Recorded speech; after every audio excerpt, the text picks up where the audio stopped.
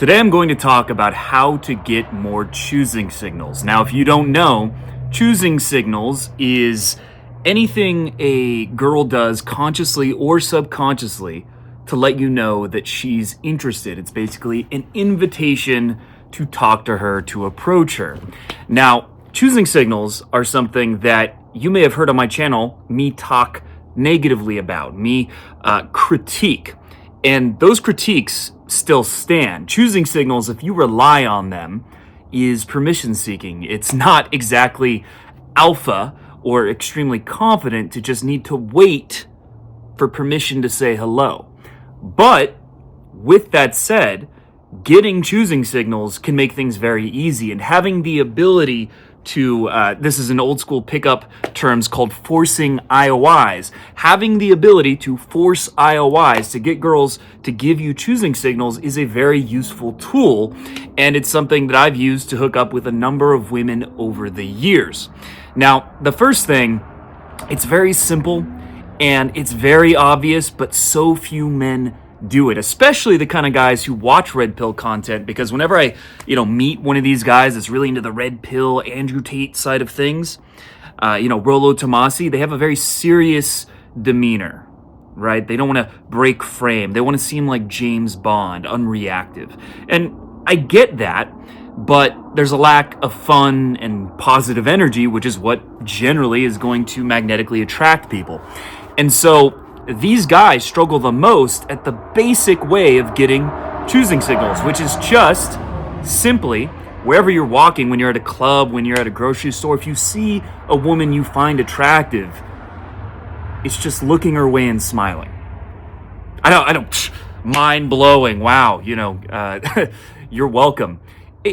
I know it sounds very, kind of trite, obvious, whatever, but it's something that you might want to consider. Do you do it, right? When you're in a club and you're walking around, do you actually make eye contact, look around, and whenever you see a girl you like, do you hold eye contact for a few seconds or look at her for a few seconds to get her attention? Do you do that? Because if you're not, you can be missing a lot of opportunities, because women will sometimes look back, and they will, especially if you're smiling or you have a positive energy just in your face, right? Just the way you're walking. They will often start paying attention to you and give you positive attention. And this has given me, just by itself, very simple, this has gotten me laid a number of times. And a lot of guys I know have never met a girl through getting that choosing signal. Now, of course, the caveat with all of these pieces of advice, all these tips, is that waiting for choosing signals can really limit your options. So if I do this, but a girl, doesn't look because she's walking the other way, or she's just, doesn't happen to look my way, whatever. Whenever that happens, I don't use that as an excuse to just not approach, right? Like maybe if she looks at me, flips me off, says, go away, go die. Even then, I might, give it a shot. In that case, I might not. But just because I didn't get the choosing signal doesn't mean it's impossible, doesn't mean it can't happen. So it's important to have that caveat. If you're completely reliant on these, that's worse than not getting any.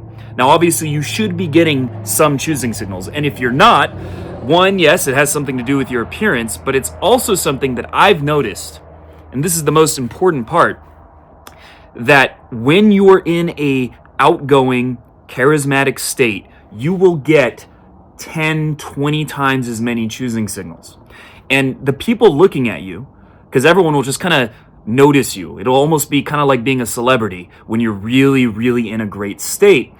And women will not only check you out far more, but they'll do it in a more obvious way. They'll do it in a very positive, sexual kind of way, the kind of looks that you're going to get. Whereas normally you might get attention and sometimes it feels negative or it feels very neutral. When you're in that state, people feel it, right? It's something that is very intangible. It's something that can seem woo-woo, but, and if you're watching this and you're thinking, I'm not sure if that's real, that sounds like some spiritual bullshit or whatever. Well, I'd ask you, have you ever been in a 10 out of 10 state, what I've called God mode in the past? Have you ever been in that state in a social environment? And for many of you, the answer is no, and that's why you haven't had this experience. And it really will immediately change a lot of your beliefs about how much of attraction, how much of dating is about your looks, and how much is about your personality, your energy, your vibe, whatever you want to call it. Because, and look, I'm not saying appearance and attractiveness and all those things don't matter, but you can be the same person. I've been the same person in a really bad, negative, antisocial mood, and 10 girls in a row reject me, and several are pretty unkind about it, right? They're rude about it too. And yet I've also been in an amazing state, and almost every girl, it's something that can completely change the way that whenever you go out to meet women, the way it ends up turning out. And I'm not going to go in full depth in this video, but the basics are: one, to talk to everyone. If you're feeling shy, and the best you can do is talk to some woman that's like 60 years old you don't find attractive at all, talk to her, not for 10, 20 minutes, but talk to her for a minute or two. Make friends with guys in the environment. Just talk to anyone, and then minimize the time between interactions. This is extremely important. It's something that very few guys do. What most guys do is they go in circles around the environment, kind of like vultures, right? Like vultures looking for scraps or something. And they just go in circles and circles looking for the perfect opportunity. And instead, what you want to do is talk to someone, and then within 15, 30 seconds, if it's a really busy environment, to be fair, if it's less busy, maybe it's every minute or 2 minutes, be saying something to someone. And whenever you have a night where you're able to do that like 10, 20, 30 times in a row, you will find that you enter a state where all of your normal limiting beliefs, all of your normal insecurities, basically, normally it feels like there's this Woody Allen in your brain saying that you're not good enough, that you're gonna get rejected, that you're too fat, that you're too short, that you're whatever. That voice, and you shouldn't approach her, she's gonna reject you, etc. And that voice shuts off, and it gets replaced by a voice of narcissistic self-love, a voice that's saying that you're going to crush it, that women love you, that talking to people is easy, that it's fun. And when you come from that mindset, it becomes a self-fulfilling prophecy. You'll still get rejected, but you don't even care about those rejections, and it also happens much less often. And you'll find yourself doing things that are more bold than you were ever able to do before. It's getting into that state that has allowed me to, do things like have my first threesomes randomly with two girls that didn't even know each other because there was just no hesitation, or to hook up with women that were signed models, because normally I would be in my head and self-judging and thinking, getting in my own way. But the better I got at building social momentum, the less that happened. And at first, it's a state that you get into, but eventually it becomes a trait. So at first, it's something you have to follow a process to get into. But every time you get into that state, that slowly starts to become your default. So the biggest keys are: approach everyone, minimize the time between interactions, and 3, push interactions further over time. And what I mean is, at first, if you're really shy, it's better to just say, "I like your dress," as you walk by, or to high five people as you walk by. As dorky or unnecessary as that may sound, that will give your brain, your subconscious brain, the part that's feeling approach anxiety, the part that's feeling resistance, it'll show it, okay, doing a little bit of socializing, nothing bad happened. I actually got some positive responses, and the so-called negative responses were not that big of a deal. And so that will make it much easier to go to the next step of a more committed interaction. And then when you have a more committed interaction, then it's easier to go to the next step of, say, asking a girl to dance, or asking for her number, or leading her around the club, or eventually inviting her home. Now, this doesn't mean that just because you approach a girl early in the night, that if she's really into you, it's going well, that you should tell yourself, well, I'm not in state enough, so I'm not going to try to pull her. No, push yourself as much as you can, but just be aware that over the course of the night, you're slowly pushing things more and more. If the first girl you approach is like, "Hey, want to go back to my place and have sex? I know that's really bold, but I just feel like we have this amazing chemistry."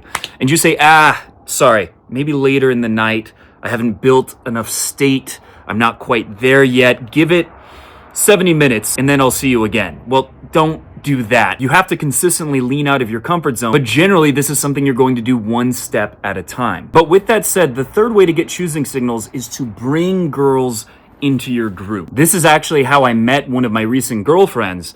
Is I approached her, then I brought her to my friends and basically, put her as part of the group, and then went off to get other girls.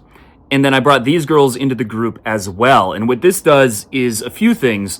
One is, before, they kind of assumed that you're just hitting on them. Now they're wondering, is he hitting on me or is he into her? What's this dynamic? And it creates basically a sense of competition. And because now you're in a group with all these different women, other women in the environment are automatically going to give you a lot more attention. They're automatically going to notice you, especially if you're having fun, you're laughing, you're smiling with other women. This triggers what's known as pre-selection, which is this bizarre but very powerful evolutionary mechanism where women are attracted to men who other women are attracted to. It's just something you can look it up on Google if you want to know more about it. I'm not going to go into the nerd science about it. But what matters is that if you bring women into your group, other women are going to start giving you choosing signals. So that's 3 ways to get choosing signals without relying on status or physical attractiveness that are very effective. Now, if you rely completely on these, you're kind of a bitch. And by that I mean if you rely completely on waiting for a girl to make it super obvious and look at you for 5 seconds before talking to them, then you're coping, right? Then you're just giving your ego an excuse not to face its fears. The fear of rejection is so overwhelming that you got to rationalize, wait for the choosing signal. It's funny to me that all these red pill alpha males are the ones saying that you should do something so obviously beta. But just because choosing signals can be misused doesn't mean that they're not useful if you use them in the right way.